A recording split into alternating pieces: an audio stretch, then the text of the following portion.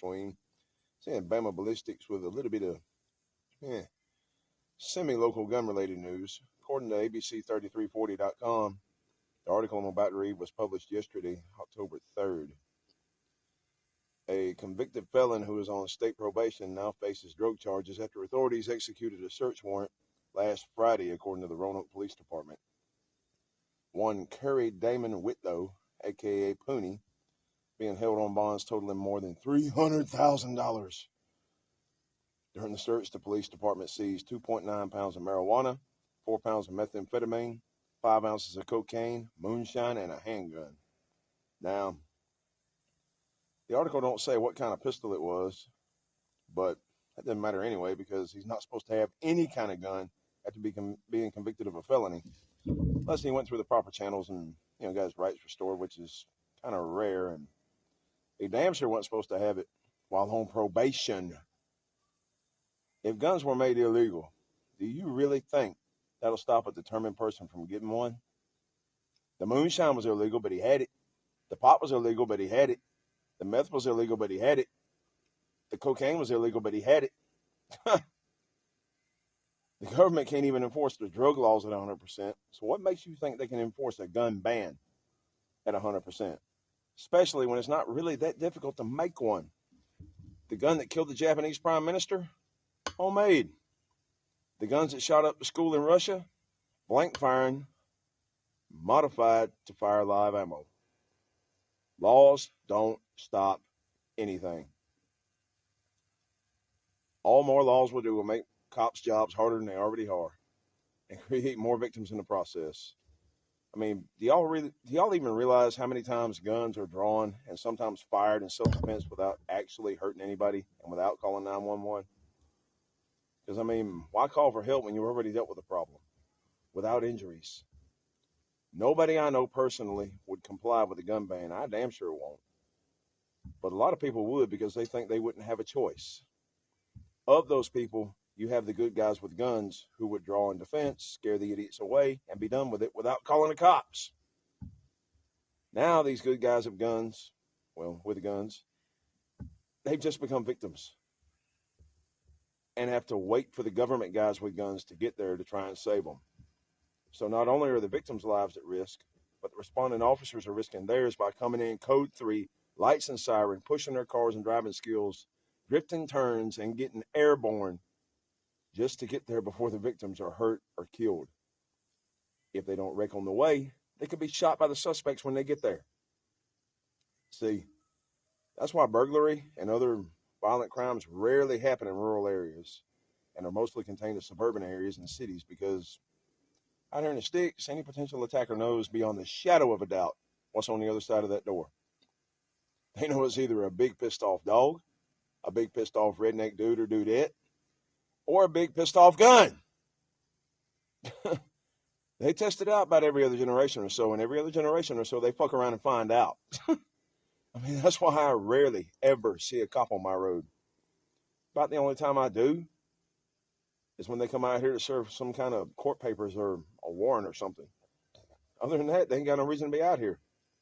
I mean, their presence is appreciated, but not necessary, like it is in some areas. Hell, my dad used to have a sign in the front yard that said, "Warning, no trespassing. We call the hearse, not the cops." But basically, without threat of instant and harsh consequences, what's to stop the perpetrator from perpetrating on you? As it stands, they're thinking that if they do this, they might get killed. If y'all have y'all's way, that changes to if they do this, they'll probably get away with it. And that ain't good. Just look at international diplomacy. I mean, violence is always deterred by violence. If a big country thinks that a little country is weak, they might try to absorb that little country against its will.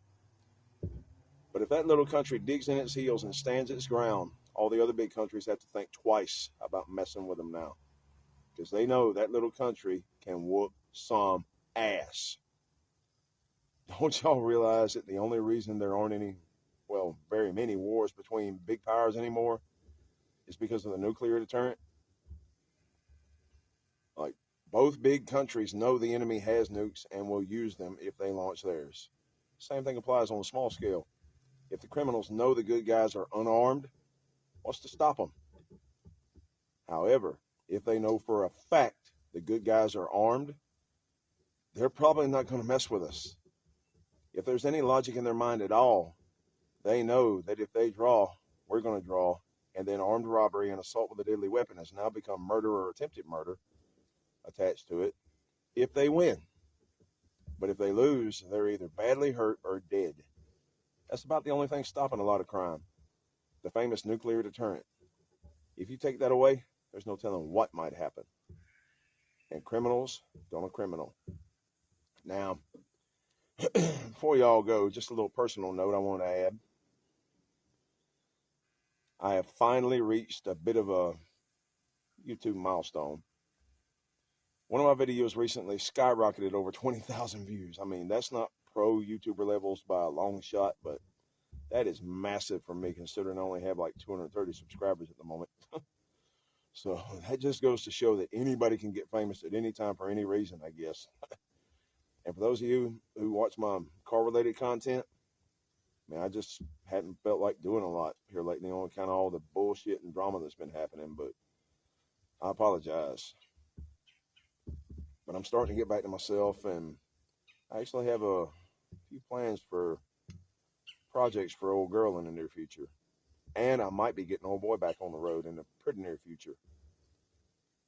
As for the viewers that watch my channel for the gun content, part of that drama has been me being broke and can't afford ammo at the moment. I mean, I got a pretty good bit put up for just in case, but I really don't really have any just to go shoot up, if you know what I mean. And for the ones who watch me for my how-to content, I got something pretty cool planned in the not-so-distant future. Let's just say Bama Ballistics may be going off the grid. But in the more immediate future, I'll be introducing airsoft to my channel possibly as soon as next week or so. Now, I've already tried out a couple of different cameras, and one of them was gun mounted and started glitching just as soon as I started shooting, so that ain't no good. The other was in the form of an ICAM camera glasses, and those actually did pretty good until God saw fit to fry not only my laptop, but nearly everything connected to it, including my glasses. Ugh. But anyway, this is starting to get a little long, so in the meantime, y'all don't forget to take it easy when you can, have fun when you can, and be careful doing it. I'll see y'all later.